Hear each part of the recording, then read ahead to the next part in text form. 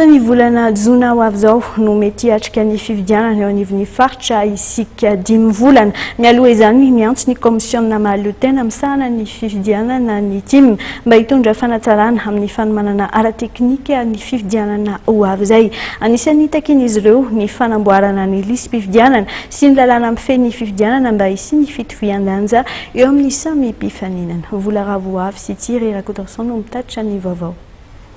Andeha tokoa ny fifidianana tompona andraikitra ny faritra zany ny chef de région sy le conseiller régionaux ny tena mivonatsona zany dia raha ny fifidianana teo aloha sénatorial ina dia mifidy lehibe moa no mifidy dia amin'ity koa mbola mifidy lehibe ihany koa no mifidy dia izahay zany tena mihevitra tokony misy zavatra amboarina mihitsy eo anivon'ny CENI fomba fitantanana ny fifidianana sy ny organisation raha ilaina ary ny hoe fanovana lalàna satria hita fa betsaka ny lesoka teo dia tokony vaina zany izay lalàna izay ohatra fotsiny nandray ny CENI le hoe liste électorale teny anivon'ny commune zareo moa dia nanambara hoe ka tsy nanam-potoana mihitsy zahay andrafetana ny liste raha ohatra atao au niveau district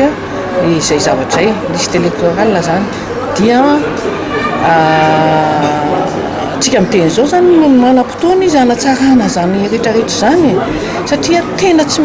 mety mihitsy ilay fifidianana teo hoe par commune nefa eny anivon'ny district ilay izy no atao tsy misy ilay secret de vote ary indrindra mba hisin'ilay ataontsika hoe égalité de chance ho an'ny rehetrarehetra tokony fifidianana miaviny io anivon'ny district afaka manao ataoko hoe